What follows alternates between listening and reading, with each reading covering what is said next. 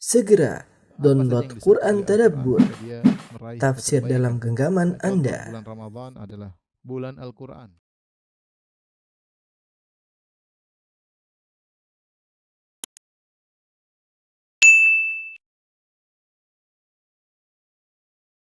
Bismillahirrahmanirrahim. Assalamualaikum warahmatullahi wabarakatuh.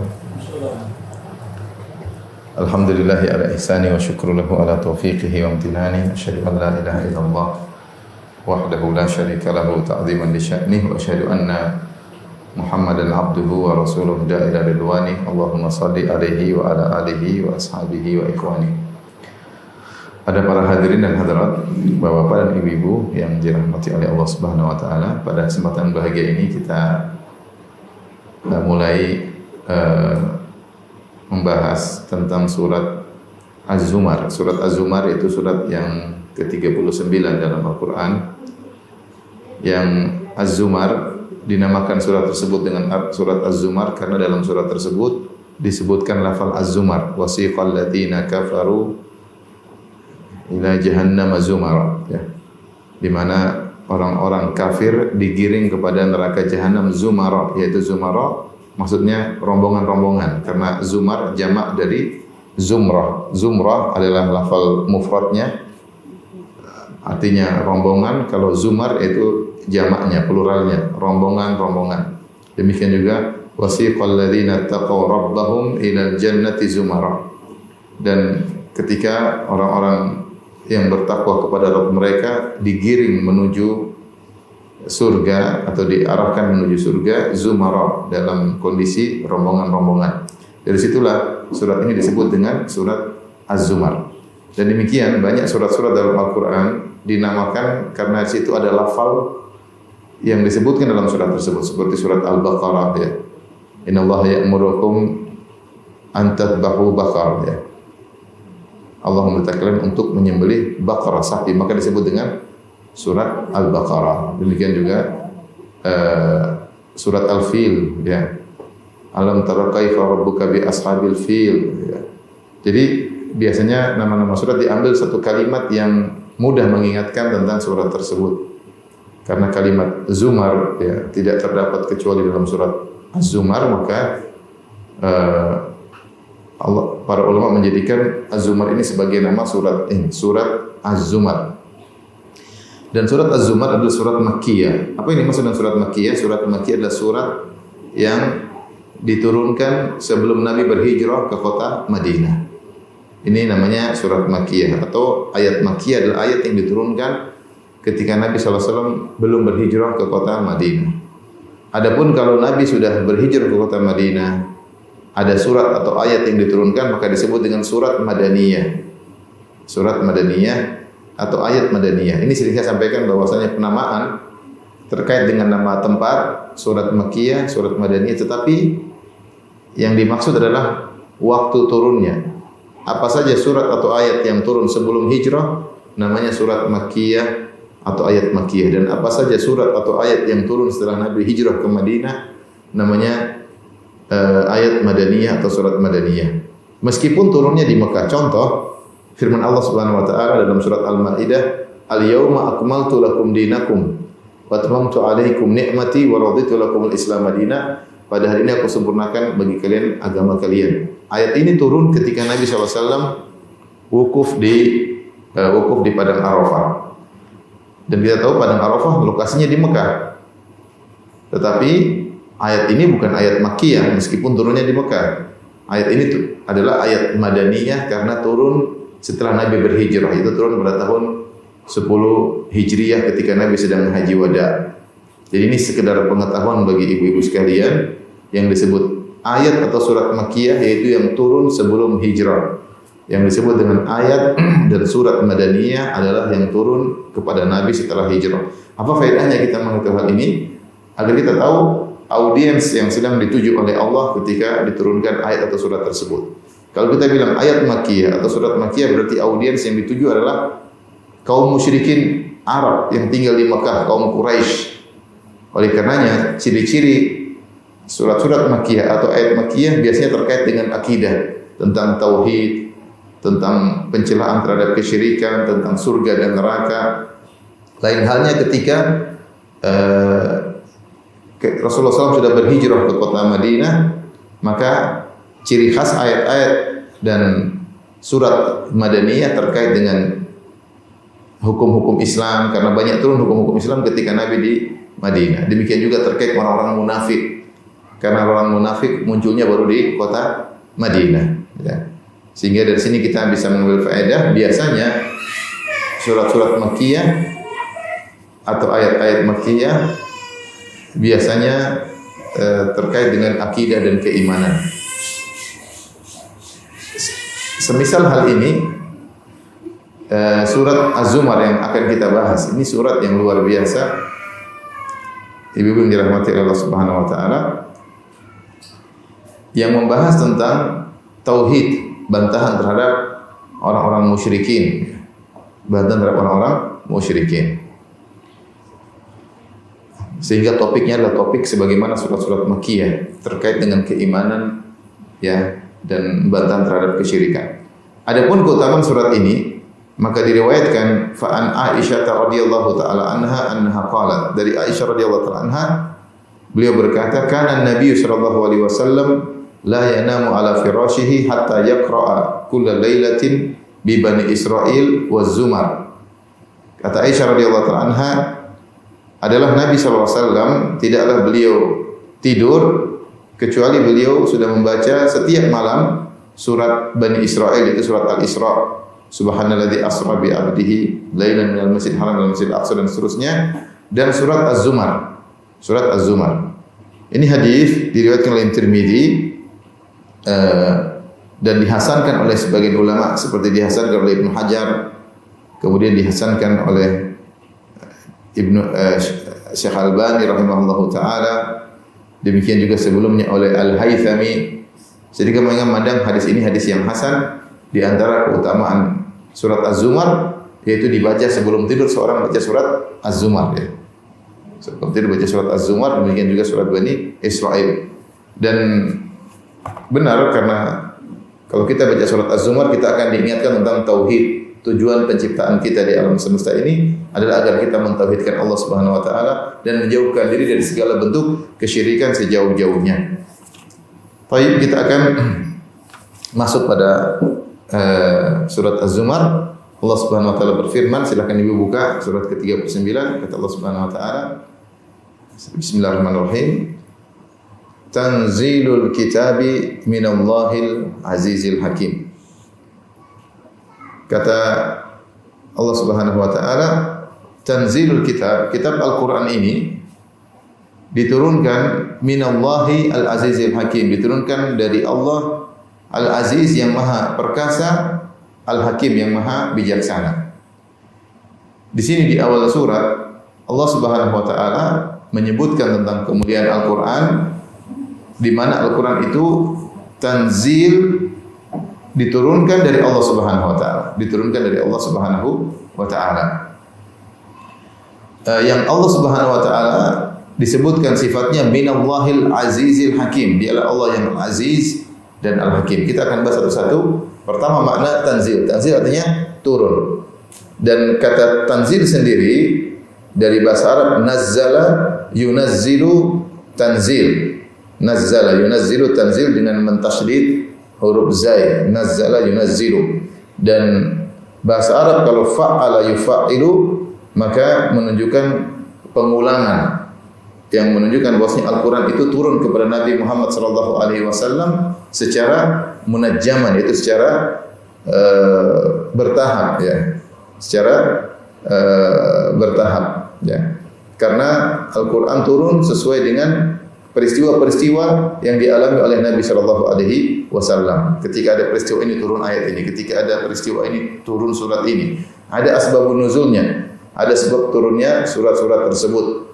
Sehingga Al-Qur'an turun kepada Nabi sallallahu alaihi wasallam secara bertahap. Dan ini kita bisa ambil dari faedah secara bahasa, yaitu tanzil. Tanzil artinya turun secara bertahap. Tanzilul kitab, yaitu Al-Qur'an turun dari mana? Dari Allah, minallah. Minallah. Dan kita tahu bahwasanya Al-Qur'an adalah sifat, yaitu kalamullah, sifat. Ketika kita tahu bahwasanya Allah Subhanahu wa taala Al-Khaliq, Allah adalah Maha Pencipta dan dia bukan makhluk, maka sifat Sang Pencipta juga bukan makhluk. Sifat pencipta ya bukan makhluk. Beda kalau seperti dalam ayat yang lain Allah berfirman, "Wa anzalnal hadida fihi ba'sun syadidun wa manafi'u linnas." Dalam surat Al-Hadid kata Allah, kami turunkan besi. Ya, kalau besi adalah zat, besi adalah zat. Beda dengan pembicaraan. Kalau pembicaraan bukan zat, tapi dia sifat. Ya, kalau besi adalah zat. Ya. Kalau besi dia makhluk. Meskipun yang turunkan Allah Subhanahu wa taala, tetapi ketika Allah mengatakan tanzilul kitab, Al-Quran itu adalah firman Allah, maka sebagaimana yang berfirman adalah Khaliq, maka firmannya bukanlah makhluk. Firmannya bukan makhluk. Makanya akidah Ahlussunnah wal Jamaah bahwasanya firman Allah itu, Al-Quran itu bukanlah makhluk, tetapi firman yang Allah firmankan kepada malaikat Jibril kemudian disampaikan kepada Nabi Muhammad sallallahu alaihi wasallam. Ini sering saya ingatkan agar kita selalu mensucikan Al-Quran. Al-Quran itu bukan perkataan sembarang orang. Al-Quran itu sifat Allah, perkataan Allah Subhanahu wa taala. Dan dia bukan makhluk. Makanya kita boleh berlindung dengan firman Allah seperti doa yang kita baca zikir pagi petang, a'udzu bikalimatillahi tammati min syarri ma khalaq. Aku berlindung dengan bikalimat, itu dengan firman-firman Allah Subhanahu wa taala. Adapun kalau kita berlindung dengan makhluk, maka tidak boleh. Kalau kita berlindung kepada jin, ya tidak boleh ya. Ya, tapi karena firman Allah adalah bukan makhluk, kita boleh mengatakan a'udzu bikalimatillahi tammati min syarri ma khalaq. Demikian juga Al-Quran itu bukan makhluk, buktinya kita boleh bersumpah dengan Al-Quran. Padahal para ulama sepakat kalau bersumpah dengan selain Al-Quran adalah kesyirikan. Kata Nabi SAW, man halafa bi ghairillah faqad asyrak. Siapa yang bersumpah dengan selain Allah, maka dia telah musyrik. Kita tahu bahwasanya kalau di tanah air kita biasa kalau seorang mau menjabat biasanya disumpah dengan Al-Quran. Itu boleh karena Al-Quran itu bukanlah makhluk, tetapi dia firman Allah Subhanahu wa taala. Ini akidah kaum muslimin secara umum bahwasanya Al-Quran turun dari Allah. Dan yang turun tersebut bukan benda. Seandainya yang turun benda, maka kita bilang makhluk. Tetapi yang turun tersebut adalah firman. Ya, karena Allah adalah Khaliq, maka firmannya adalah sifatnya dan bukan makhluk Allah Subhanahu wa taala. Kenapa saya ingin tegaskan hal ini? Saya sering sampaikan bahwasanya di zaman kita sekarang ini timbul orang-orang liberal yang mereka mengotak-atik masalah ini. Mereka mengatakan Allah tidak pernah berfirman, Allah tidak pernah berbicara. Ya, Allah tidak pernah berbicara dengan Nabi Musa, Allah tidak pernah bicara dengan Jibril, Allah tidak punya dengan Nabi Muhammad SAW, Allah tidak punya bahasa, Allah berbicara tidak. Intinya Allah tidak punya sifat bicara. Terus Al-Quran ini bagaimana? Kata mereka Al-Quran ini adalah terjemahan Muhammad SAW dari ide pokok Allah Subhanahu wa taala. Jadi Allah hanya kasih ide pokok kepada Nabi Muhammad SAW, lantas ide pokok tersebut dituangkan oleh Muhammad SAW dalam bahasa Arab yang kita sebut Al-Quran. Sehingga mereka ingin mengatakan bahwa Al-Quran yang kita baca ini adalah produk Muhammad, bukan sifat Allah, bukan firman Allah. Tentu berbeda ketika mereka mengatakan Al-Quran adalah produk Muhammad SAW. Kata mereka, Muhammad tidak akan mampu mewakili ilmu Allah Subhanahu wa taala. Dan Muhammad ketika menerjemahkan ilmu Allah menuju Al-Quran, dia terkontaminasi atau terpengaruh dengan kondisi dia sebagai orang Arab dan 1400 tahun yang lalu. Tujuan mereka apa? Mereka ingin mengatakan jangan kita melihat tekstual Al-Quran. Sehingga muncullah metode tafsir mereka yang mereka namakan tafsir kontekstual, yang mereka namakan tafsir hermeneutika, yang ini semua adalah kebatilan. Kita orang Islam mengatakan Al-Quran firman Allah Subhanahu wa taala, bukan karangan Muhammad. Muhammad saja enggak ngerti. Muhammad SAW dia ketika Iqra bismi rabbikal ladzi khalaq, dia enggak bisa baca, dia enggak tahu. Dia enggak tahu apa yang mau dia ungkapkan. Sampai akhirnya harus didikte oleh Jibril alaihissalam. Iqra bismi rabbikal ladzi khalaq. Baru Rasulullah SAW baca. Iqra bismi rabbikal ladzi khalaq. Bukan karangan dia. Bukan karangan Muhammad. Itu firman Allah Subhanahu wa taala. Ya.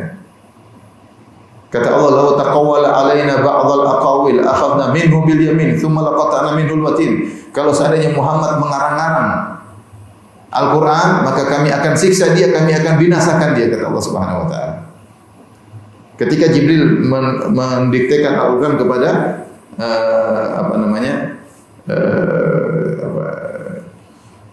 mendiktekan Al-Quran, maka Rasulullah SAW mengulang-ulang ingin segera menghafal karena dia bukan karangan dia. Ya. Kata Allah, la tuharrik lisanaka lita'jala bih, inna alaina jam'ahu wa qur'ana. Ketika malaikat Jibril turunkan ayat, maka Rasulullah takut lupa. Rasulullah berkomat kamit mengulang-ulangi lisannya supaya dia hafal. Maka Allah tegur, enggak usah ya Rasulullah. La tuharrik lisanaka lita'jala bih. Jangan kau gerakkan lisanmu untuk bisa menghafal segera. Inna alaina jam'ahu wa qur'ana. Kami akan mengumpulkan Al-Qur'an di dadamu dan kami akan membuat engkau bisa membacanya. Intinya Al-Quran itu adalah sifat Allah, bukan makhluk Allah, bukan ciptaan Allah, bukan benda, bukan. Al-Quran itu adalah kalamullah, firman Allah yang dinukil oleh Jibril kepada Nabi Muhammad SAW dan kita nukilkan, kita baca, kita tulis di lembaran, tapi kontennya adalah firman Allah Subhanahu Wa Taala. Contoh seperti saya menukil perkataan Imam Syafi'i. Imam Syafi'i punya syair yang banyak. Di antara syairnya dia berkata, idza ma kunta dha qalbin qanu'in fa anta wa malikud dunya sawa'u. Kalau kau memiliki hati yang qanaah, sungguhnya kau dan raja sama saja. Artinya sama-sama bahagia. Kenapa? Apa yang buat kita bahagia kalau kita punya hati yang qanaah? Maka Imam Syafi'i berkata, idza ma kunta dha qalbin qanu'in fa anta wa malikud dunya sawa'u. Kalau kau qanaah, maka kau dan raja semuanya sama-sama bahagia. Demikian juga Imam Syafi'i berkata, atahza bid du'ai wa tasdarihi. Wa ma tadri bima sana'a du'a. Apakah kau meremehkan doa dan merendahkan doa? Kau tidak tahu keajaiban apa yang bisa dilakukan oleh doa. Ketika saya mengucapkan tersebut, memang pakai suara saya, tapi kontennya karangan siapa? Karangan Imam Syafi'i. Ini bukan karangan saya. Saya cuma menukil. Nah, demikian pula ketika kita baca Al-Quran, Alhamdulillahirabbil alamin, Ar-Rahmanir Rahim, Maliki Yaumiddin. Ini semua firman Allah, cuma kita lantunkan kembali. Ya. Jadi ini akidah Ahlussunnah wal Jamaah yang dirahmati Allah Subhanahu wa taala bahwasanya Al-Qur'an diturunkan dari Allah Subhanahu wa taala dan Al-Qur'an bukanlah benda. Beda kalau kita bilang naqatullahi wa suqiyaha, ontanya Allah yaitu ontanya Nabi Saleh. Onta ya benda, maka ini makhluk. Seperti bilang Baitullah, Baitullah rumah Allah maksudnya masjid atau Ka'bah itu makhluk. Rasulullah utusan Allah, Rasul manusia, dia makhluk. Tapi kalau kita bilang kalamullah, firman Allah, maka kalam itu bukan suatu zat. Maka dia sifat, kalau gitu dia bukan makhluk. Karena yang memfirmankannya adalah Sang Pencipta. Ini sekedar akidah dasar yang perlu kita ketahui karena bahayanya orang liberal ini kadang-kadang muncul, kadang-kadang hilang, kadang-kadang muncul lagi, kadang-kadang hilang lagi. Dan mereka ingin mengotak-atik syariat. Mereka ingin mengatakan Al-Quran dan hadis-hadis sudah expire, hanya relevan 1400 tahun yang lalu karena Al-Quran bukanlah firman Allah. Al-Quran ini hanyalah produk dari Muhammad, mungkin produk tradisi, produk budaya, paling tidak produk Muhammad terpengaruh dengan tradisi dan budaya 1400 tahun yang lalu sehingga mereka akhirnya menghilangkan qadasatul Quran, mereka menghilangkan kesucian Al-Quran. Ini saya bahas panjang lebar dalam disertasi saya ketika di S3 di Universitas Islam Madinah. Baik, kita lanjutkan. Tanzilul kitab min Allah Al-Aziz Al-Hakim. Allah Subhanahu wa taala memiliki sifat Al-Aziz Al-Hakim. Nama Allah Al-Aziz dan Al-Hakim. Al-Aziz mengandung sifat izzah. Izzah maksudnya izzah maha perkasa, yaitu Allah Subhanahu wa taala pasti mendominasi, tidak mungkin didominasi karena dialah Al-Aziz, dialah Dzul Izzah, pemilik keperkasaan, kekuasaan, sehingga Allah pasti mendominasi. Kemudian di mana makna di antara makna Al-Aziz yaitu tidak ada yang bisa mengganggu Allah Subhanahu wa taala karena dia maha perkasa. Semua di hadapan dia pasti tunduk karena dia maha perkasa. Kemudian Al-Hakim, Al-Hakim ini ada banyak makna. Apa makna Al-Hakim? Al-Hakim bisa maknanya adalah Dzu Hikmah, yaitu maha bijak. Tidaklah ada suatu pun yang ditetapkan oleh Allah, pasti di balik itu ada hikmah. Apapun peristiwa yang Allah takdirkan kepada kita, pasti ada hikmah di balik itu. Kita tahu atau tidak tahu, tapi pasti ada hikmahnya. Tidaklah Allah menciptakan apapun kecuali ada hikmahnya. Allah menciptakan Jibril, Allah menciptakan Iblis, Allah menciptakan Muhammad SAW, Allah menciptakan Abu Jahal, Allah menciptakan Musa, Allah menciptakan Fir'aun. Allah menciptakan surga, Allah menciptakan neraka. Semuanya ada hikmahnya. Rabbana ma khalaqta hadza batila. Allah ciptakan langit dan bumi, pasti ada hikmahnya. Orang beriman berkata, ya Rabbku, ya Rabb kami, tidak mungkin kau menciptakan langit dan bumi dengan kebatilan, itu dengan asal-asalan. Pasti ada tujuannya. Makanya Allah disebut dengan Al-Hakim, yaitu dia pasti maha bijak. Maha bijak. Namun akal kita sering tidak sampai. Sebagian hikmah terbuka bagi kita. Oh ya, ternyata kita sering mengalami. Oh ya, ternyata hikmahnya kemarin saya begini, ada hikmahnya. Oh kemarin ternyata saya ada hikmah. Tapi banyak yang kita tidak tahu. Kenapa tidak tahu? Akal kita nggak sampai. Akal kita nggak sampai. Ibarat kita yang melarang anak kecil terkadang ngerti apa yang dikatakan oleh bapaknya. Nah, kamu harus begini, kamu harus begini. Dia ngerti, tapi banyak hal dia tidak ngerti. Kenapa? Akal dia nggak sampai. Apa yang mau kita jelaskan dia nggak paham. Tetapi semua yang ditetapkan oleh Allah, yang diciptakan oleh Allah, diputuskan oleh Allah, yang berlaku dengan kesan Allah, semuanya di atas hikmah. Jadi Al-Hakim maksudnya zu hikmah, yaitu Allah Subhanahu wa taala tidaklah menetapkan, melakukan, menciptakan kecuali dengan hikmah. Di antara makna Al-Hakim, sebagian ulama mengatakan Al-Hakim maknanya Al-Muhkim. Al-Muhkim itu yang profesional, mengkokohkan segala ciptaan Allah, segala syariat Allah adalah kokoh, profesional, ya. Tidak ada celahnya sama sekali. Makanya di antara perkataan yang indah, perkataan sebagian ulama, kita heran dengan manusia ini. Sebagian manusia diberikan akal, terutama fisikawan, para ilmuwan. Ketika mereka melihat bagaimana alam semesta diciptakan dengan begitu indah, dengan aturan yang muhkam, yaitu aturan yang kokoh, yang profesional, ya. Tentang langit, aturan matahari, aturan rembulan yang berjalan. Wa kullun fi falakin yasbahun, masing-masing berjalan di orbitnya jutaan tahun atau ratusan tahun atau miliaran tahun. Jarak matahari yang diatur oleh Allah Subhanahu wa taala, posisi bintang yang kemudian dengan jarak yang teratur, dengan gravitasi di antara mereka. Ini yang bikin siapa? Yang bikin Tuhan. Kita lihat fi anfusikum afala tubsirun, tidak lihat bagaimana dirimu, bagaimana makhluk manusia dengan sifat-sifat yang luar biasa. Allah Maha sempurna. Allah menciptakan hewan yang buruk seperti lalat dengan dia sebagai lalat, hewan yang sempurna. Aturan langit yang luar biasa, yang jutaan tahun sudah berjalan, tidak ada celahnya sama sekali. Muhkam, kokoh, mutqan. Kemudian Allah selain punya aturan langit, Allah juga punya aturan buat manusia. Allah turunkan syariatnya, Allah turunkan Al-Quran, Allah kirimkan Rasulnya, Allah kasih syariat melalui Rasulullah SAW. Tapi manusia tidak mau terima. Dia mau terima tentang aturan alam semesta, tapi kalau ada aturan yang ngatur dia nggak mau terima. Seakan-akan aturan Tuhan ini nggak pas, tidak sempurna, tidak relevan. Ini aneh. Kamu secara logikamu bisa menerima aturan Allah di langit yang luar biasa, yang tentunya pengaturan di atas lebih rumit dan lebih ruwet, lebih butuh kehebatan yang luar biasa. Kamu terima aturan Tuhan di atas? Kamu tidak terima kalau Allah turunkan syariat buat kamu, yang ciptakan kamu Tuhan? Ya. Kemudian mereka masih mencari hukum-hukum yang lain. Kata Allah Subhanahu wa taala, "Afa hukmal jahiliyyati yabghun?" Apakah engkau ingin mencari hukum jahiliyah? Apakah engkau ingin menyamakan hukum-hukum yang di produk-produk manusia dengan hukum produk Tuhan? Apakah kau ingin membandingkan manusia dengan Tuhan? Allah sudah turunkan hukumnya yang paling terbaik, yang relevan untuk setiap saat sampai hari kiamat. Kemudian kita manusia dengan sombongnya menolak, kita bilang tidak relevan, tidak maslahat, tidak inilah, tidak anulah, tidak bisa mengayomilah, dengan banyak tuduhan-tuduhan kepada Tuhan yang seakan-akan Tuhan tersebut tidak becus dalam menurunkan aturan syariatnya. Wal iyadu billah, kita orang Islam jangan begitu. Di antara makna nama Allah Al-Hakim yaitu Al-Muhkim, yang profesional, yang kokoh dalam ciptaannya, dalam syariatnya. Allah Muhkim, Al-Hakim. Di antara makna Al-Hakim adalah Al-Hakim, dialah Allah yang memutuskan. Ini di antara, jadi makna Al-Hakim mengandung tiga makna. Zu hikmah, yang hikmah, kemudian yang muhkim, yang profesional, yang ketiga Al-Hakim, dia yang memutuskan segala keputusan.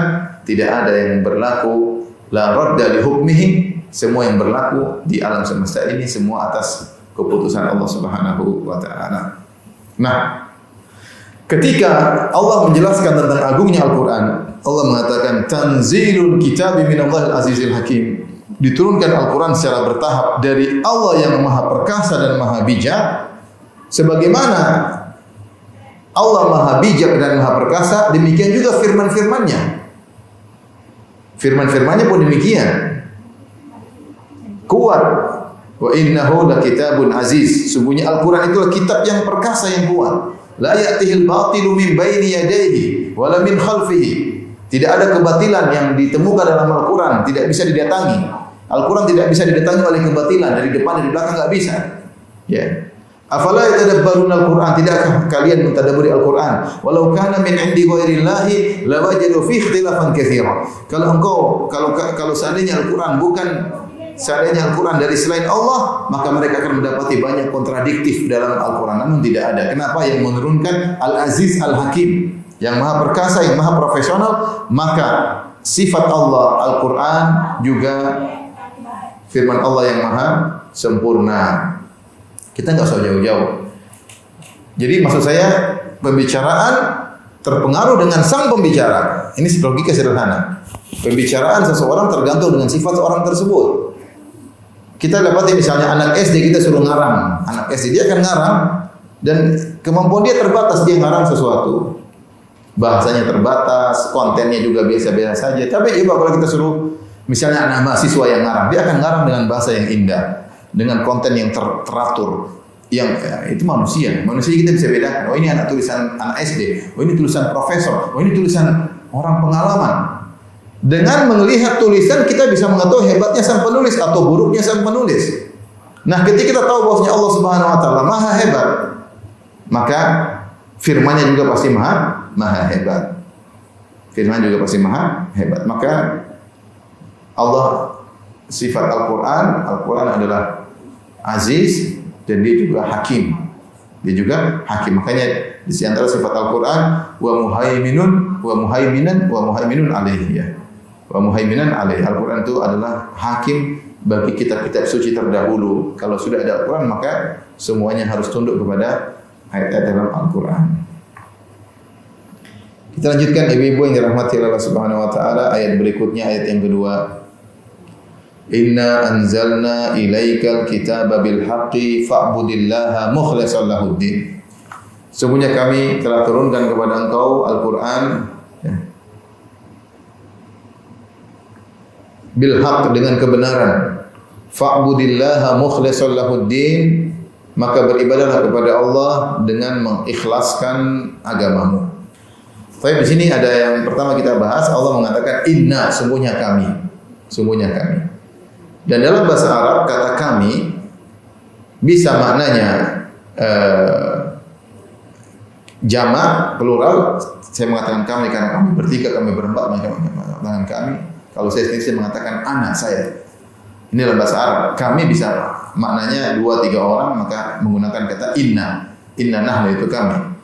Tapi bisa juga maknanya inna adalah ta'zim, untuk pengagungan. Ini adalah bahasa Arab juga. Saya kalau ingin mengagungkan diri saya mengatakan kami, padahal saya sendirian. Saya mengatakan apa? Kami. Dan ini dikenal oleh bahasa Arab. Seperti kita ngomong sama orang, kita tidak bilang anta, kita bilang antum. Padahal dia cuma satu orang, tapi kita bilang antum. Padahal anta untuk mufrad tunggal, antum untuk plural. Tetapi ketika saya mengatakan kepada seseorang, saya bilang antum, tidak lain karena saya menghormatinya, saya mengatakan antum ya. Mengatakan antum. Jadi ini secara bahasa Arab dan juga bahasa Indonesia berlaku, menggunakan lafal jamak untuk tunggal dalam rangka pengagungan ya. Kami yang telah ini, kami yang telah ini, padahal dia sendirian. Dia mengatakan kata kami untuk pengagungan. Kenapa saya perlu sampaikan ini? Karena orang-orang Nasara mereka mengatakan, lihat dalam Al-Quran Allah mengatakan kami, berarti Tuhan bukan cuma satu, Tuhan berbilang. Tuhan berbilang. Makanya sama dengan kita dong, Tuhan kita berbilang. Ini orang Nasara mengatakan demikian. Dalam Al-Quran sering inna nahnu nazzalna dzikra, kami yang turunkan Al-Quran. Inna anzalna ilaika, kami turunkan kepada engkau, kami. Kata mereka, kalau gitu Tuhan berbilang, sama seperti kami. Bantahannya kita katakan pertama, berarti kamu ngaku Tuhan kamu bukan satu dong. Ketika kamu mengkritiki kami dengan mengatakan kata kami, itu menunjukkan berbilang, berarti kalian wahai orang-orang Nasara mengaku Tuhan kalian tidak tunggal, tapi tiga. Ya. Ya. Yang kedua, kalian nggak ngerti bahasa Arab. Bahasa Arab itu kata kami tidak mesti harus banyak. Bisa jadi maksudnya adalah apa? Satu, tapi diagungkan. Ini adalah bahasa Arab yang dipahami. Oleh karenanya, Abu Jahal, Abu Lahab, yang turun Al-Quran ini surat Makkiyah. Surat-surat ini didengar oleh Abu Lahab, didengar oleh Abu Jahal. Abu Jahal dengar surat ini. Allah turunkan surat Az-Zumar kepada Nabi, Nabi bacakan kepada mereka. Mereka dengar. Tetapi mereka tidak pernah protes. Wahai Muhammad, katanya Tuhanmu satu. Kenapa pakai kata kami? Karena Abu Jahal ngerti bahasa Arab, mengatakan kami tidak mesti harus banyak. Seandainya kata kami pasti menunjukkan banyak, pasti Abu Jahal akan bilang, Muhammad, apa bedanya kamu dengan saya? Sama-sama Tuhan kita banyak. Kenapa kau bilang tauhid saja? Jadi kata kami ini bukan berarti jumlahnya banyak, tapi maksudnya pengagungan. Inna nahnu nazzalna dzikra, kami turunkan kami maksudnya pengagungannya. Maksudnya pengagungan. Dan ayat-ayat yang lain jelas, wa ilahukum ilahu wahid. Dan Tuhan kalian adalah Tuhan yang esa. Qul huwallahu ahad. Katakanlah Allah Maha Esa. Allah tidak berbilang. Kita lanjutkan, inna anzalna ilaikal kitaba bil haq. Kami turunkan kepada engkau Al-Qur'an bil haq, dengan kebenaran. Dengan kebenaran, bil haq di sini bisa diartikan dengan dua tafsiran. Tafsiran pertama, bil haq maksudnya benar-benar Al-Qur'an itu turun dari Allah untuk engkau wahai Muhammad. Bukan karangan Jibril, bukan. Bukan karangan jin, bukan karangan Muhammad. Benar-benar diturunkan oleh Tuhan kepada Nabi Muhammad SAW. Orang musyrikin dahulu, mereka mengakui adanya Allah, tapi mereka tidak percaya kalau Allah utus seorang Rasul namanya Muhammad. Mereka tidak percaya. Dan mereka tidak percaya kalau Allah memberikan wahyu kepada Muhammad. Sehingga mereka mendustakan Al-Quran. Tapi Allah tidak mereka dustakan. Mereka umrah, mereka haji, mereka sering bersumpah dengan demi Allah. Mereka ngaku Allah itu Tuhan. Tapi yang mereka protes, ada Rasul diutus oleh Tuhan namanya Muhammad. Mereka nggak percaya.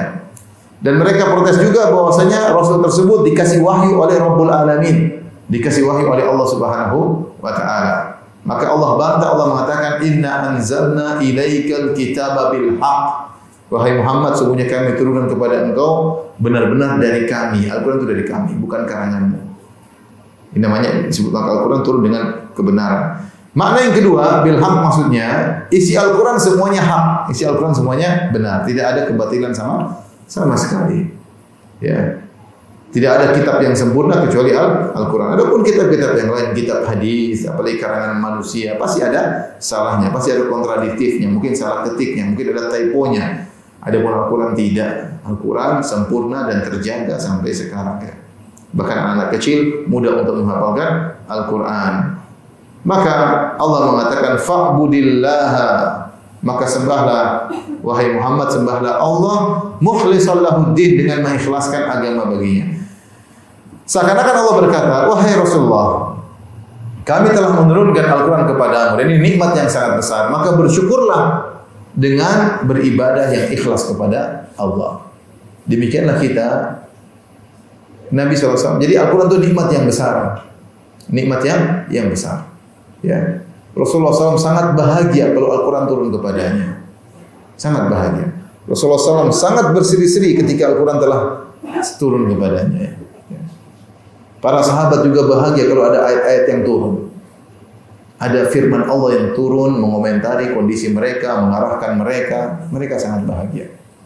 Makanya ketika Rasulullah SAW meninggal, mereka merasa dunia gelap. Karena mereka tidak lagi mendengar ayat-ayat Allah Subhanahu wa Ta'ala yang turun mengarahkan, membimbing mereka. Lihatlah Nabi Musa alaihissalam ketika berbicara dengan Allah, dia merasa bahagia. Sampai di pertemuan pertama Allah mengatakan, "Wa matilka biyaminika ya Musa," apa di tangan kananmu wahai Musa? Kata Nabi Musa, "Di tongkatku."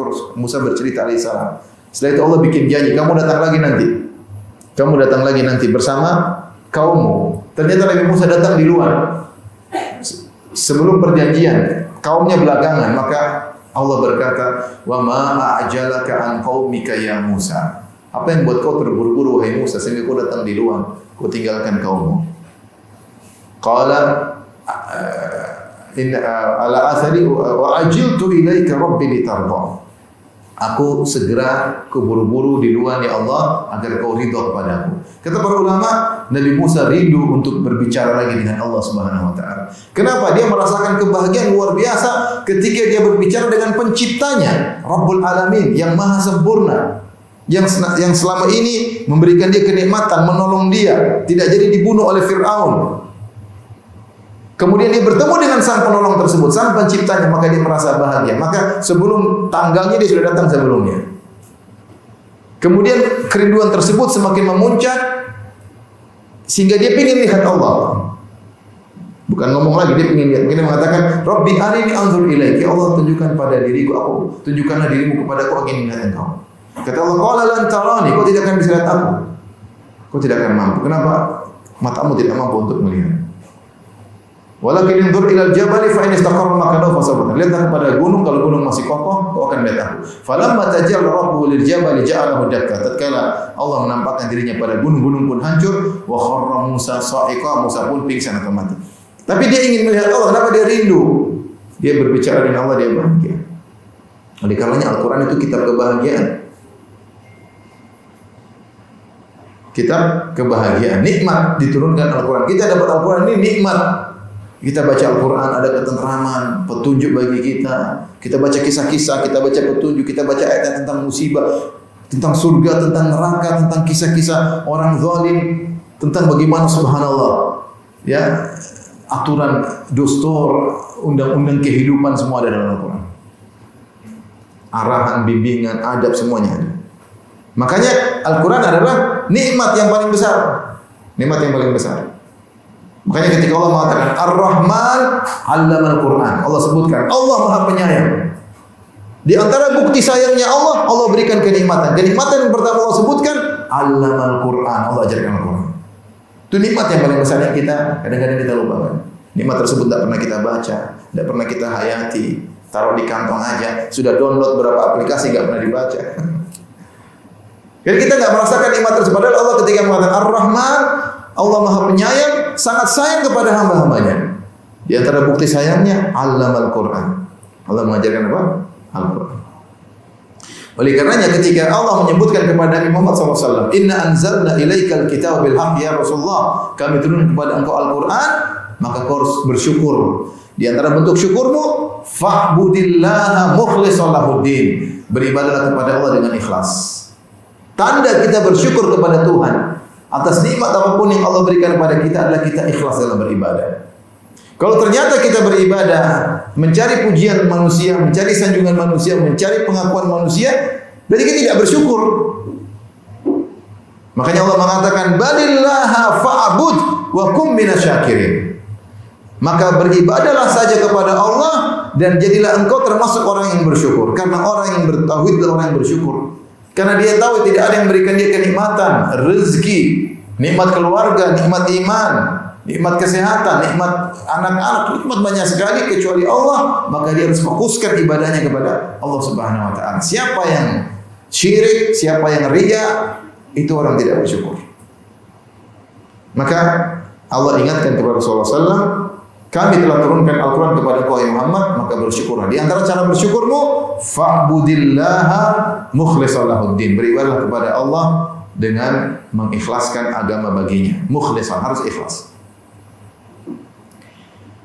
Lahuddin, ikhlaskanlah. Din di sini, ad-din dalam bahasa Arab bisa maknanya dua. Ad-din bisa artinya amal yang dikerjakan. Amal yang dikerjakan seperti penggunaan ad-din adalah artinya amal yang dikerjakan seperti perkataan kamatidin tudan, sebagaimana kau berbuat kau akan dibalas. Kamatadin, sebagaimana kau berbuat kau akan dibalas sesuai dengan perbuatan. Di sini din kamatadin, sebagaimana kau berbuat. Jadi din maknanya perbuatan. Seperti lakum dinukum waliyadin, bagimu perbuatanmu, bagi kami perbuatan kami. Ya, maksudnya yang kau kerjakan. Jadi ad-din terkadang maknanya adalah amal yang dikerjakan. Seperti ini, mukhlishan lahuddin, ikhlaskanlah amal ibadahmu kepadanya. Ad-din di sini maksudnya amal ibadah. Dan terkadang ad-din maknanya adalah al-jaza, balasan. Seperti maliki yaumiddin, yang menguasai hari pembalasan. Ad-din maknanya terkadang apa? Balasan atau ganjaran baik atau buruk. Seperti juga firman Allah Subhanahu wa taala, Wa ma adraka ma yaumuddin. Tahukah engkau apakah itu hari pembalasan? Ad-din sini maknanya pembalasan. Wallahu a'lam bishawab. Yang dimaksud dalam ayat ini, fa'budillaha mukhlishan lahuddin, beribadahlah kepada Allah dengan mengikhlaskan baginya ad-din, maksudnya amal ibadahmu. Amal ibadahmu ya. Amal ibadahmu. Dan tentunya juga mencakup makna balasan. Artinya kalau kau beramal akan ada balasannya sesuai dengan amalan. Seperti kama tadin tudan, sebagaimana kau berbuat kau akan ada balasannya. Sebagian ulama ketika menafsirkan ad-din ya, di sini dengan balasan ya mukhlishan lahuddin, dia tafsirkan dengan balasan itu ikhlaslah engkau ketika beribadah untuk mengharap balasan dari Allah, jangan mengharap balasan dari yang lain. Maka mereka mengatakan ayat ini memotivasi kita ketika kita beribadah, kita berharap dengan balasan. Dan ini adalah metode syariat. Betapa banyak dalam hadis Rasulullah SAW mengatakan, siapa yang ingin begini maka begini, siapa yang begini maka begini. Dalam Al-Quran juga demikian ya. Ya, Allah sebut tentang pahala-pahala di surga, pahala sedekah, pahala silaturahmi. Allah sebutkan agar kita ketika beramal kita termotivasi dengan ganjaran tersebut. Ya. Seperti kalau sholat maka dimudahkan rezeki misalnya, kalau silaturahmi masuk surga. Seperti dalam hadis, man ahabba an yubsata fi rizqi wa in sa'a fi athri rahimah. Siapa yang ingin dipanjangkan umur, dilapangkan rezeki maka sambung silaturahmi. Atau kita Allah bicara tentang ganjaran-ganjaran di surga yang begitu indah. Maka tidak mengapa dan bahkan dianjurkan seorang ketika dia beribadah dia mengingat ganjaran-ganjaran tersebut sehingga dia berusaha ibadah dengan semaksimal mungkin, dengan seoptimal mungkin, dengan seterbaiknya. Kenapa? Karena dia tahu kalau ibadah dia semakin sempurna, ganjarannya semakin besar. Ganjarannya semakin besar. Ya. Kalau dia tahu bahwasanya sabar itu pahalanya besar, maka dia akan berusaha sabar dengan semaksimal mungkin. Karena dia tahu pahalanya besar. Jadi tidak mengapa kita menghadirkan ganjaran dalam hati kita, ganjaran akhirat terutama. Bukan seperti perkataan sebagian orang sufiah, enggak boleh beribadah karena mengharapkan surga, enggak boleh beribadah karena takut pada neraka. Nah, ini enggak benar. Allah yang menyuruh kita berharap minta surga, para nabi berdoa minta surga, Nabi Ibrahim minta surga, Nabi SAW berlindung dari neraka jahanam. Jadi di antara hal yang memudahkan kita untuk bisa konsen ibadah, ingat pahala di akhirat. Wah, kalau saya sholat asal-asalan nanti pahala juga asal-asalan. Kalau saya sholat tulus, ikhlas, saya sholat khusyuk, pahala juga beda, tidak akan sama. Makanya Ibnu Taimiyah rahimahullah berkata, bisa jadi dua orang berdampingan sholat, tapi pahala antara mereka berdua sejauh langit dan bumi. Kenapa? Karena perbedaan kualitas ibadah sholatnya. Dan setiap ibadah seperti itu. Kita semua mungkin kita semua berbakti sama orang tua, tetapi kualitas bakti kita sama orang tua beda-beda. Kita semua sholat mungkin, tapi kualitas sholat kita berbeda-beda. Kita semua ngaji, tapi kualitas ngaji kita berbeda-beda, tidak sama. Kita semua baca Quran, dia baru baca Quran sambil ngantuk-ngantuk, ada baca Quran tanpa dipahami maknanya, ada yang baca Quran dengan kualitas. Dia baca, dia renungkan, dia baca tafsirnya tentu berbeda. Maka kalau kita tahu tentang ganjaran, kita tahu tentang hari pembalasan, maka kita akan ibadah dengan konsen. Kita lanjutkan fa'budillaha mukhlishan lahuddin, sembahlah Allah dengan ikhlas. Dan demikianlah ibu-ibu yang dirahmati Allah Subhanahu wa taala, itu dunia akan kita tinggalkan. Kita ini beribadah untuk mencari keridhaan Allah, mencari akhirat. Dunia yang kita tempati ini semakin menjauh dari kita. Ya, dan kita pun semakin meninggalkannya, mau tidak mau. Rambut yang semakin beruban, sakit-sakit yang mulai muncul, mata yang mulai rabun, telinga yang mulai tidak mendengar, langkah kaki yang mulai tidak terkendali, keletihan yang mudah kita rasakan, sudah mulai sulit naik tangga, naik tangga ngos-ngosan, sudah tanda-tanda kita semakin meninggalkan dunia tersebut. Semakin menjauh, kita mau kejar dunia tapi kita semakin jauh dari dunia tersebut dan semakin mendekat pada hari akhirat. Maka selalulah pikirkan akhirat. Kita cari akhirat. Kita ingin memiliki istana yang megah di sana, kehidupan yang abadi dengan kenikmatan yang sempurna. Ujian-ujian kehidupan kita jalani, toh dunia ini cuma sebentar. Kemudian kata Allah, ala lillahi dinul khalis. dan hanya milik Allah agama yang murni, ya, itu tauhid. Allah tidak menghendaki agama yang syirik. Allah tidak ingin disekutukan. Ya. Dia yang menciptakan, Dia yang memberi rezeki, Dia yang mengatur alam semesta, Dia yang menghidupkan dan mematikan, maka Dia sendiri yang berhak disembah. Tidak boleh selain Allah disembah. Kemudian Allah setelah menyebutkan bahwasanya milik Allah agama yang bertauhid, agama yang ikhlas, agama yang murni, setelah itu Allah mencela orang-orang yang berbuat kesyirikan. Kata Allah, walladzina ittakhadhu min dunihi awliya, dan orang-orang yang menjadikan selain Allah sebagai wali-wali mereka, sebagai penolong-penolong mereka, sebagai tandingan-tandingan bagi Allah yang mereka sembah wali-wali tersebut. Ketika mereka ditegur, mereka berkata, "Ma na'buduhum illa liqarribuna ila Allahi zulfa." Kami tidak menyembah wali-wali ini, orang-orang soleh ini tidak kami sembah, nabi-nabi ini tidak kami sembah, patung-patung ini tidak kami sembah, kecuali agar mereka mendekatkan kami kepada Allah dengan sedekat-dekatnya. Inilah syubhatnya orang-orang musyrikin di zaman Nabi SAW. Ketika Nabi tegur mereka, kenapa kalian menyembah berhala-berhala orang soleh? Di antara mereka ada yang menyembah Uzair, di antara mereka ada yang menyembah Nabi Isa, di antara mereka ada yang menyembah malaikat, mereka mengatakan malaikat putri-putri Allah, di antara mereka ada yang menyembah Lata, patungnya orang soleh, di antaranya mereka ada yang menyembah Manat dan Uzzain, mereka katakan putri-putri Allah. Mereka menyembah. Kalau ditanya, kenapa kalian menyembah patung-patung ini? Patung-patung tersebut simbol dari orang soleh, simbol dari roh yang soleh, simbol dari malaikat, simbol dari nabi, simbol-simbol. Kata mereka, mana bodohum? Kami tidak menyembah orang-orang soleh ini illa liyuqarribuna ila Allahi zulfa, kecuali agar kami didekatkan oleh mereka mendekat kami kepada Dia. Mereka membantu kami untuk dekat dengan Allah dengan sedekat-dekatnya.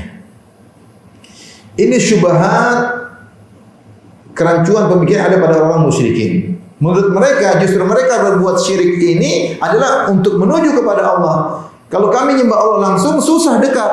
Caranya bagaimana? Kami sembah dulu wali-wali ini. Dengan kami menyembah wali-wali ini, kami didekatkan kepada Allah Subhanahu wa taala. Jadi mereka ngeles. Kata mereka lah, ini tauhid juga. Kami tidak nyembah-nyembah ini kecuali untuk didekatkan kepada Allah Subhanahu wa taala. Inilah dilakukan oleh sebagian orang. Mereka beribadah di kuburan, mohon kepada penghuni kubur. Kata mereka, gimana kami mau langsung kepada Allah? Kami ini penuh dosa. Allah belum tentu melirik kami. Allah belum tentu mengetahui kami. Allah tidak langsung mengabulkan doa kami. Nah, kalau ingin dikabulkan, langsung aja lewat wali-wali, langsung akan mudah sampai kepada Allah. Bahkan mereka di antara mereka ada yang dengan terang-terangan, saya dengar di YouTube, dia mengatakan, kalau kamu mau ketemu raja, udah gimana coba mau ketemu raja? Mau ketemu langsung?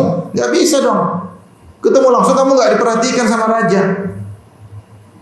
Kamu harus lewat menteri, lewat orang dekat. Kalau dekat langsung sampai sama raja, karena raja tahu kedudukan orang dekat ini. Ini adalah rusaknya kesyirikan. Mentasbih, menyamakan Allah dengan raja. Padahal perbedaannya sangat jauh berbeda. Pertama, kalau raja iya benar kita butuh wasitah, butuh perantara.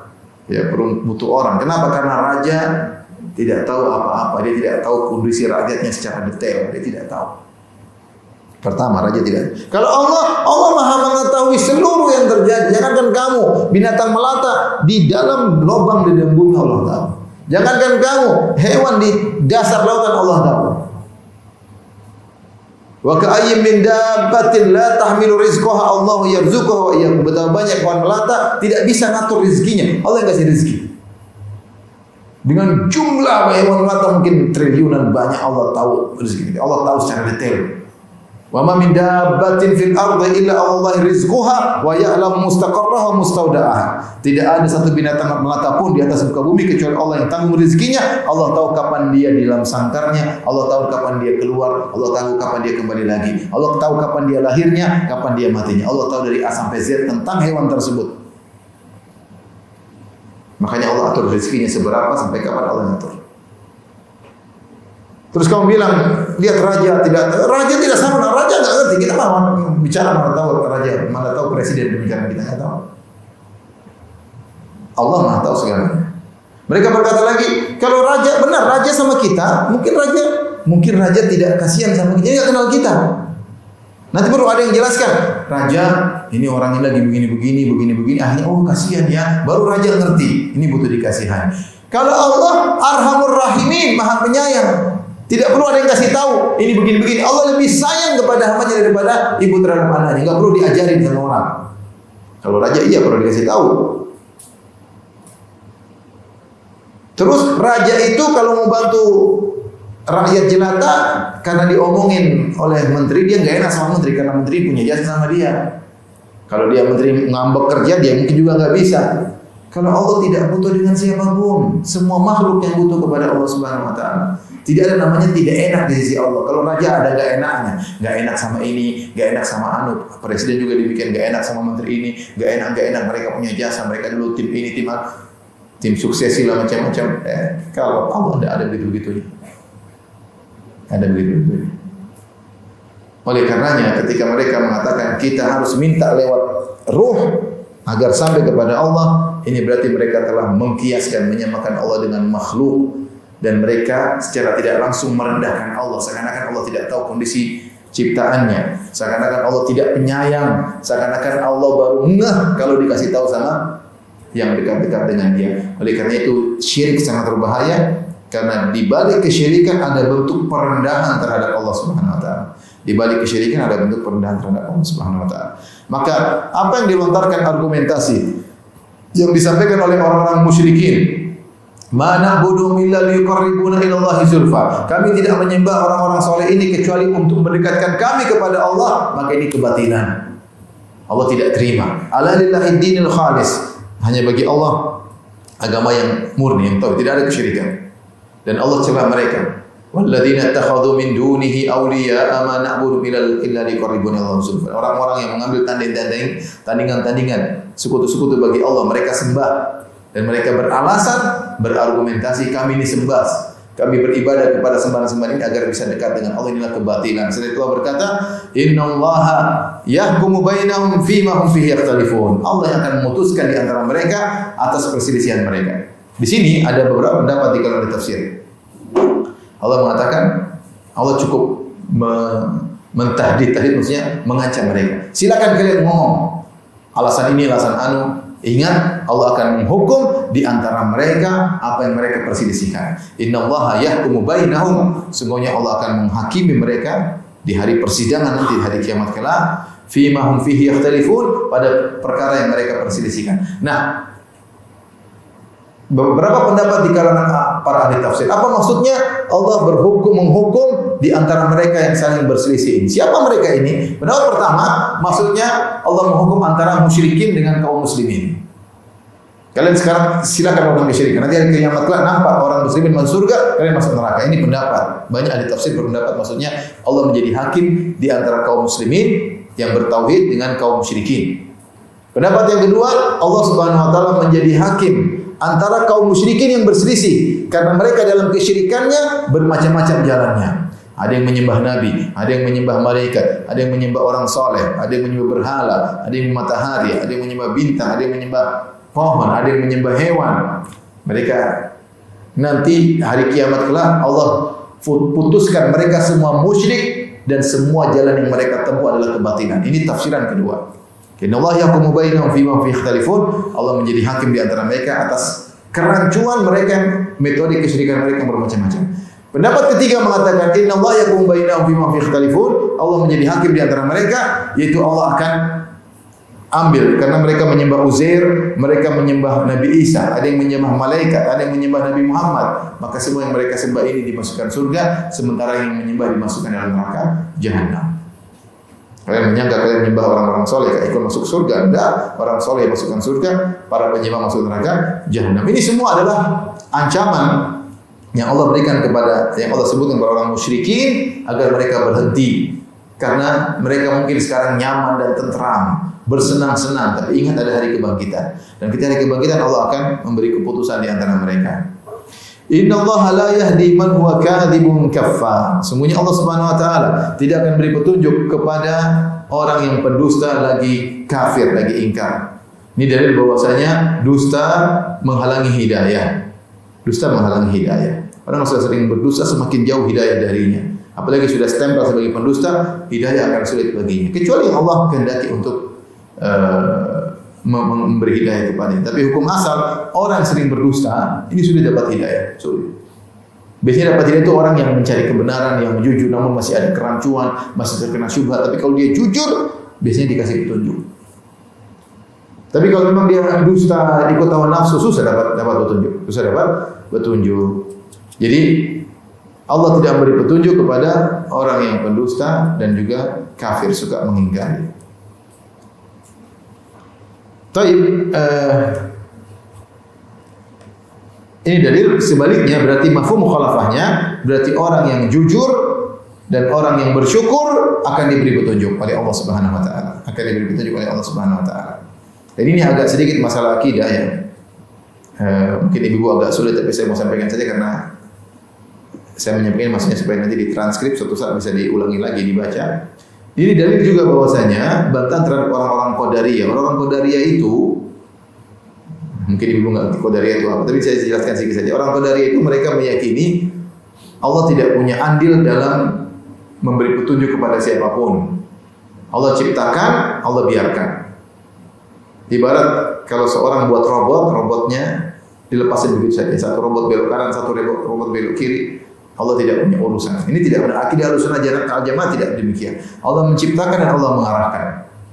Yang beriman Allah kasih petunjuk, yang tidak beriman, yang pendusta Allah tidak kasih petunjuk. Ya.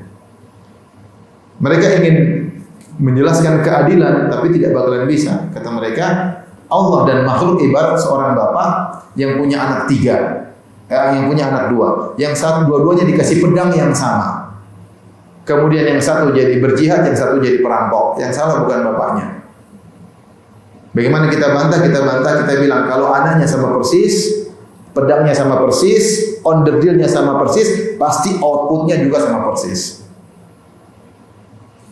Kalau inputnya sama persis, outputnya bisa beda, berarti ada yang mempengaruhi dari luar. Kalau tidak ada yang mempengaruhi dari luar, pasti outputnya sama persis. Sifat orang bikin boneka 2, sama persis, bahannya sama persis, baterainya. Kalau dinyalain cereng, pasti jalannya sama, nggak akan berbeda. Kecuali ada yang mempengaruhi dengan belokkan ke kanan, satu belok ke kiri. Ya. Ibarat kita ini kalau sama persis, kita sama Fir'aun sama persis, pasti outputnya sama, tapi ada bedanya. Allah kasih perbedaan. Kenapa Allah kasih beda? Itu urusan Tuhan. Urusan Tuhan. Tapi maksud saya, kita dapat hidayah bukan semata-mata usaha kita, tapi Allah memberi apa? Petunjuk. Maka ketika Allah berfirman, "Innallaha la yahdi man huwa kadhibun kaffar," Allah tidak beri petunjuk kepada pendusta dan orang kafir, maka mafhum mukhalafahnya kebalikannya, berarti Allah memberi petunjuk kepada orang yang jujur dan suka bersyukur. Siapa yang jujur suka bersyukur akan diarahkan kepada kebaikan Allah Subhanahu wa taala. Ayat yang terakhir kita bahas pada kesempatan kali ini, satu paragraf ini, "Lau aradallahu ayattakhidha waladan lasqafa mimma yakhluqu ma yasha, subhanahu wallahul wahidul qahhar." Kalau Allah berkehendak untuk mengambil anak, maka Allah akan pilih dari makhluk-makhluk yang Allah ciptakan, yang Allah kehendaki. Maha suci Allah, huwallahul wahidul qahhar, Dia Maha Esa dan Maha Kuasa, Maha menundukkan. Artinya Allah menjelaskan kejahilan orang-orang musyrik ini. Orang musyrik ini menjadikan malaikat sebagai anak-anak. Ada yang mengatakan Nabi Isa sebagai anak Tuhan. Yahudi mengatakan Uzair sebagai anak Tuhan. Yang lebih parah orang musyrikin jahiliyah. Mereka mengatakan berhala Lata, Manat dan Uzza ini semua putri-putri Allah. Kata Allah, "Afara'aitumul Lata wal Uzza wa Manata ats-tsalitsata al-ukhra alakumudz dzakar wa lahul untha tilka idzan qismatun dhiza." Apakah kalian menjadikan Lata, Uzza dan Manat adalah putri-putri Allah? Kalian bilang Allah punya putri-putri. Putri-putrinya adalah Lata, Uzza, Manat. Sementara kalian sini kalau punya anak perempuan kalian bunuh. Kalian tidak mau pengen punya anak perempuan. Kalian tidak suka punya anak perempuan, tapi kalian bilang Allah punya anak perempuan. Tilka idzan qismatun dhiza, ini pembagian yang tidak adil. Kata Allah, kalaupun Allah ingin punya anak, bukan seperti kalian. Jadikan berhala-berhala sebagai apa? Anak-anak Allah. Allah akan pilih dari makhluk yang Allah kehendaki untuk menjadikan sebagai anak Allah. Tapi ini mustahil. Kata Allah, subhanahu maha suci Allah. Allah tidak butuh anak. Ya. Karena Dia Maha Esa. Allah tidak butuh anak. Makanya setelah itu Allah mengatakan huwallahul wahidul qahhar, Dia Maha Esa dan Dia Maha menguasai. Dan konsekuensi dari Maha Esa tidak boleh punya anak. Kalau dia punya anak, berarti dia tidak esa karena anaknya pasti mirip dengan dia. Sebagaimana dia berhak diibadahi, anaknya juga pasti berhak untuk diibadahi karena sama, namanya anak sama bapak sama. Makanya Allah menafikan Allah tidak mungkin punya anak. Allah mengatakan huwal wahid, Allah Maha Esa, tidak mungkin punya anak. Al-Qahhar, Maha Kuasa, karena kalau Allah ternyata punya anak, berarti yang berkuasa bukan dia sendiri, pasti ada lagi yang berkuasa. Anaknya juga berkuasa, sehingga hilanglah keesaan dan hilanglah sifat Maha Kuasa karena ada yang lain berkuasa bersama Allah Subhanahu Wa Taala. Kemudian juga kenapa seorang butuh anak? Karena dia butuh pada anak tersebut, dia butuh bahagia dengan anak tersebut, dia butuh canda seperti kita manusia lah. Dia butuh mewarisi ilmu kita, dia butuh menguruskan pekerjaan kita. Allah tidak butuh itu semua. Dia Al-Qahhar, tidak butuh dengan yang mewarisi dia, ngurusnya nggak perlu. Maka Allah Al-Wahidul Qahhar, Allah tidak punya anak, dia Maha Esa, dan dia tidak pantas punya anak. Seandainya pun kalau dia ingin punya anak bukan seperti yang kalian pilih, tapi ternyata Allah tidak punya anak. Allah hanya menjelaskan kalian itu jahil. Kejahilan dari dua sisi. Kejahilan pertama bilang Allah punya anak, yang kedua anak Allah yang kalian angkat juga ngawur-ngawur, tidak pantas jadi anak. Allah Subhanahu Wa Taala tidak seimbang dengan, tidak bisa jauh dari Allah Subhanahu Wa Taala. Menjadikan Nabi Isa sebagai anak Allah. Gimana Nabi Isa? Nabi Isa lapar, Nabi Isa haus, Nabi Isa ketakutan, Nabi Isa dikejar-kejar, Nabi Isa mati. Gimana menjadikan anak? Anak tidak seperti itu. Kalau anak itu mirip-mirip dengan bapaknya seharusnya. Tetapi Allah Subhanahu Wa Taala Maha Suci tidak punya anak. Jadi saya ulangi lagi, Allah menyebutkan ini bukan berarti Allah mempunyai anak, enggak.